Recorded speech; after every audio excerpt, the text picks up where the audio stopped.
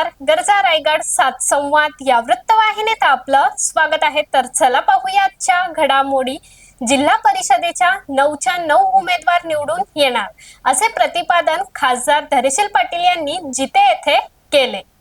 जिते येथे बोलताना राज्यसभेचे खासदार धैर्यशील पाटील यांनी पेण विधानसभा संघातील जिल्हा परिषदेच्या 9च्या 9 सीट निवडून येणार तसेच पंचायत समितीचे 18 उमेदवार निवडून येण्याचा विश्वास गरजा रायगडशी बोलताना व्यक्त केला. प्रचाराची रणभूमी सिगायला पोहोचलेली आहे आणि सर्वत्र सर्व पक्ष आपल्या परीने प्रयत्न करत आहेत. आज आपण आहोत जिते गावामध्ये आणि राज्यसभेचे खासदार माननीय धैर्यशील पाटील आपल्या सोबत आहेत. साहेब, कशा प्रकारचे आपल्या संपूर्ण प्रचाराची रणनीती सुरू आहे? प्रचाराची रणनीती ही एकच आहे. भारतीय जनता पक्ष आणि राष्ट्रवादी एकत्र आहेत. रवी पाटील साहेब, मी आणि तटकरे साहेब आम्ही एकत्रित आहोत. आरपीआयची आम्हाला साथ आहे.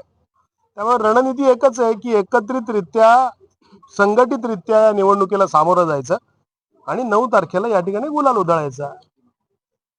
साधारणतः म्हणजे आपला आत्मविश्वास आहे की आपण पूर्ण विधानसभा मतदारसंघातल्या 7च्या 7 सीट या आपल्या असतील. 7च्या 7 नाही, 9च्या 9 सीट आणि 18 जागा.